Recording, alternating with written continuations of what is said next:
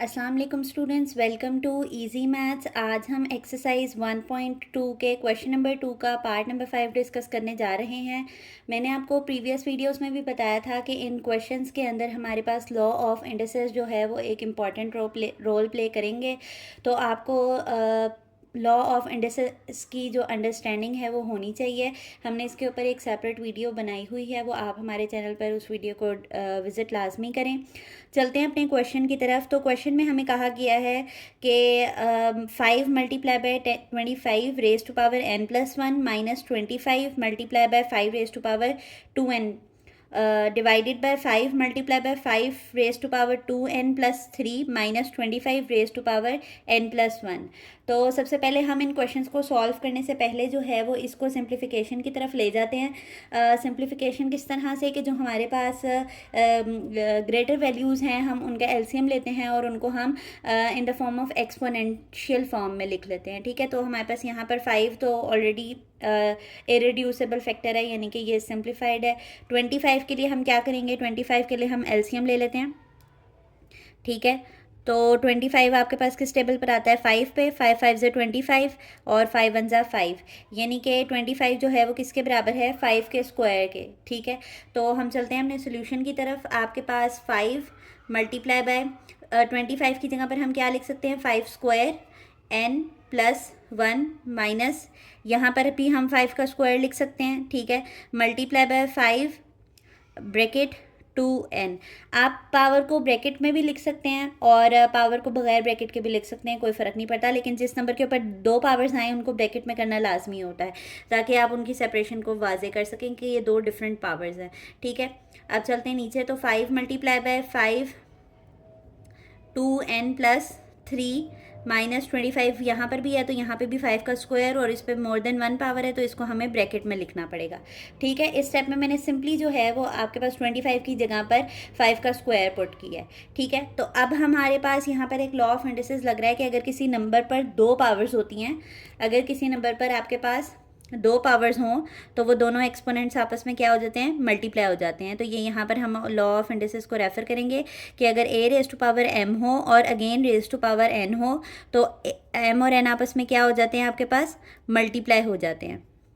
m और n आपस में क्या हो जाते हैं, मल्टीप्लाई हो जाते हैं। तो और एक और यहाँ पर लॉ ऑफ इंडिसेस अप्लाई हो रहा है कि अगर दो नंबर्स मल्टीप्लाई हो रहे हों, सेम नंबर्स, तो हम उनकी एक्सपोनेंट्स को क्या कर सकते हैं, ऐड कर सकते हैं। तो ये वाला लॉ ऑफ एक्सपोनेंट भी हम यहीं पे रेफ़र कर लेते हैं कि अगर आपके पास बेसिस सेम हो, यानी कि ये नंबर सेम हो और कोई दो नंबर्स मल्टीप्लाई हो रहे हो, तो वो उनकी जो बेसिस सेम होने की वजह से हम पावर्स को क्या कर सकते हैं, ऐड कर सकते हैं। हम पावर्स को क्या कर सकते हैं, ऐड कर सकते हैं। तो ये दोनों लॉ ऑफ इंडिसेस जो अब मैं यहाँ पर अप्लाई करने लगी हूँ वो हमने यहाँ पे रेफ़र कर दिए हैं। तो चलते हैं अपने सोल्यूशन की तरफ। पहले तो यहाँ पर हम डबल पावर वाला रूल लगा रहे हैं, तो अभी हम इनको मल्टीप्लाई नहीं करवा रहे, तो ये वैसे ही आ गया। अब 2 जो है वो किसके साथ मल्टीप्लाई हो रहा है, n+1 के साथ। तो यहाँ पर आप रफक लिख लें इसका, 2 मल्टीप्लाई हो रहा है किसके साथ, n+1 के साथ। तो 2n ज़ा 2n और 2 1 ज़ा 2। तो यहाँ पर इसकी फाइनल पावर क्या बनेगी, 2n+2 बनेगी। 2n+2 minus 5 square. अब ये देखें, ये दोनों बेसिस सेम है और ये मल्टीप्लाई हो रहे हैं आपस में, तो हम इनकी पावर्स को क्या कर सकते हैं, ऐड कर सकते हैं। तो आपके पास 2+2n लिखेंगे, तो मैं इसको अरेंज करके ही लिख लेती हूँ कि 2n+2 आएगा, यानी सॉल्व करके इनको 2+2n आएगा ना। लेकिन हम लोग वेरिएबल को ऑर्डर में करके लिखते हैं, तो हम क्या कर देते हैं, इसको 2n+2 कर सकते हैं, आगे पीछे कर सकते हैं। हमने कहा था एडिशन कम्यूटेटिव होती है, मतलब आंसर सेम आता है, प्लस में आगे पीछे कर सकते हैं वैल्यूज़। यहाँ पर भी दोनों नंबर्स मल्टीप्लाई हो रहे हैं, तो हम इनकी बेसिस को क्या कर सकते हैं, बेसिस जो हैं वो मल्टीप्लाई हो रही हैं, तो पावर्स क्या कर सकते हैं, हम ऐड कर सकते हैं। लेकिन अभी यहाँ पर हम करते नहीं हैं, इसकी एक वजह मैं भी आपको बताती हूँ। इस वाले स्टेप को भी आप रहने दें और इसको भी हम मल्टीप्लाई कर लेते हैं। ये इसकी मैंने पावर नहीं लिखी, इसकी रीज़न मैं आपको बताती हूँ। यहाँ पर भी 2 जो है वो n+1 से मल्टीप्लाई हो रहा है, तो इसका रफक हम ऑलरेडी कर चुके हैं, तो इसकी पावर क्या बनेगी, 2n+2 बनेगी। ठीक है, अब ये वाली बात जो है ना वो समझने वाली है। आपके पास यहाँ पर आप देखें कि 2n+3 पावर है, और ऊपर आपने देखा होगा कि इस वाले फैक्टर के पास भी 2n+2 पावर है, इस वाले फैक्टर के पास भी 2n+2 है, और इस वाले फैक्टर के पास भी 2n+2 है। तो जब हमारे पास किसी नंबर की पावर सेम हो जाती है ना, तो हमारे लिए ईजी होता है कि हम ऊपर और नीचे से वही सेम पावर वाली जो फैक्टर है उसको कॉमन ले लें और कैंसिलेशन की तरफ चले जाएँ, क्योंकि उसने हमें कहा है ना कि सिंप्लीफाई करें। तो सिंप्लीफाई कहते हैं कि सिंपलेस्ट फॉर्म में लेके जाएँ अपने सवाल को। ठीक है, तो अब मुझे पता चल रहा है कि मुझे 2n+2 पावर चाहिए, और मेरे पास यहाँ पर पावर क्या है, 2n+3 है। तो यहाँ पर मेरे पास एक मैं टेक्निक यूज़ कर सकती हूँ, मैं इस वाले लॉ को, ये वाला जो है कि जब दो नंबर्स मल्टीप्लाई होते हैं तो पावर्स ऐड हो जाती हैं, इस वाले लॉ को अब मैं रिवर्स में यूज़ करने लगी हूँ। रिवर्स में कैसे यूज़ करूँगी कि अगर कोई दो पावर्स प्लस हो रही हैं तो इसका मतलब है कि वो दोनों नंबर्स आपस में क्या हो रहे थे, मल्टीप्लाई हो रहे थे। तो पहले मैं इस पावर को ब्रेक करूँगी और ब्रेक करके मैं इसका रिवर्स ले जाऊँगी। अभी मैंने बस आपको ऑरली समझाया, अब जब मैं सॉल्व करूँगी तो आपको समझ आ जाएगी कि मैं क्या कह रही हूँ। तो हमें पावर यहाँ पे क्या चाहिए, 2n+2। तो 3 को जो है वो मैं ब्रेक करके कैसे लिख सकती हूँ, 2+1 लिख सकती हूँ। 2+1 अगेन 3 बनेगा ना। तो यहाँ पर अब मैंने 5 की पावर क्या लिख ली है, 2n+2+1। ये बात आई है आपको समझ में। अब आप देखें हम क्या करने लगे हैं, अब हम यहाँ पर रिवर्स लेने लगे हैं आपके पास इस चीज़ का। यहाँ पर हमने कहा था कि जब दो नंबर्स मल्टीप्लाई होंगे तो उनकी पावर्स क्या होंगी, ऐड होंगी। अब हमारी पावर्स ऑलरेडी ऐड हो रही हैं, अब हम उनको सेपरेट सेपरेट करके लिखेंगे। तो इस लॉ को मुझे फिर रेफर भी जो है वो आपके पास रिवर्स में ही करना पड़ेगा कि अगर किसी नंबर की दो पावर्स प्लस हो रही होती हैं तो इस बात का मतलब होता है कि वो दोनों नंबर्स आपस में क्या हो रहे थे, मल्टीप्लाई हो रहे थे, a⁻m और a⁻n। यहाँ पर मैं यही करने लगी हूँ। पहले ऊपर देख लें कि आपके पास 5⁻2n+2 है, और यहाँ पर भी 5⁻2n+2 है। तो यहाँ से तो मैं निकाल सकती हूँ ईजिली कॉमन भी आपको सिखा देती हूँ। कॉमन आपके पास कहते हैं कि जो चीज़ दोनों के पास हो, दोनों के पास ये नंबर है, यहाँ से हमने ये वाली चीज़ निकाल लिया, तो यहाँ पर क्या बचा है, इसका फैक्टर 5, और यहाँ से तो ये पूरी की पूरी वैल्यू ही हमने यहाँ बाहर निकाल लिया, तो फिर यहाँ पर क्या बचा है, 1। ठीक है, अगर आपने चेक करना हो ना कि आपने ठीक कॉमन लिया है तो आप वापस से मल्टीप्लाई करके देख लिया करें कि आपका ठीक आंसर आ रहा है या नहीं आ रहा। ठीक है, तो आप दोबारा से इसको इससे मल्टीप्लाई करेंगे तो ये वाली चीज़ बन जाएगी, और इसको 1 से मल्टीप्लाई करेंगे तो ये आ जाएगा। तो आपने ठीक कॉमन लिया है।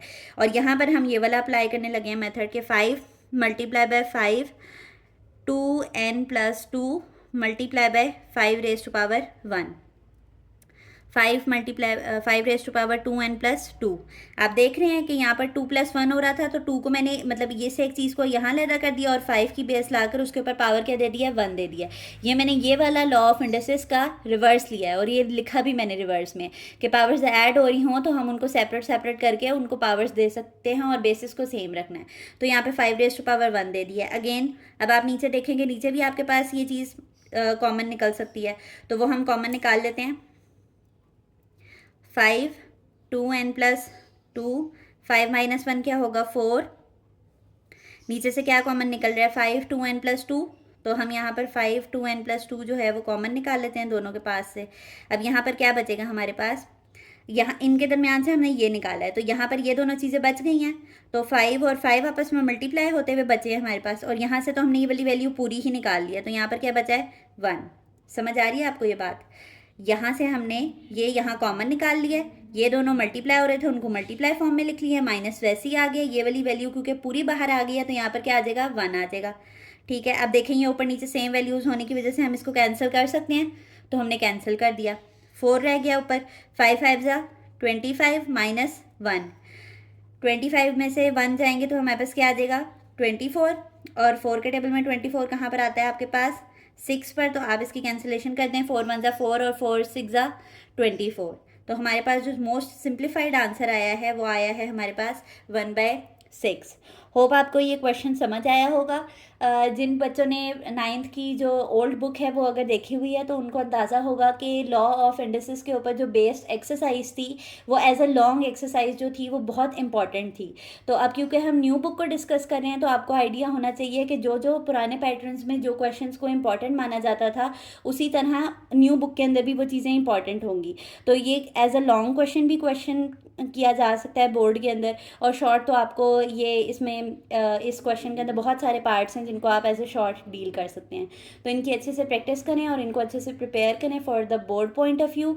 और अगर आपको हमारी वीडियोस आसान लगती हैं और पसंद आती हैं तो हमारी वीडियोस को लाइक किया करें और चैनल को सब्सक्राइब करें ताकि ऐसी आसान वीडियोस आप तक आती रहें। अल्लाह हाफ़िज़।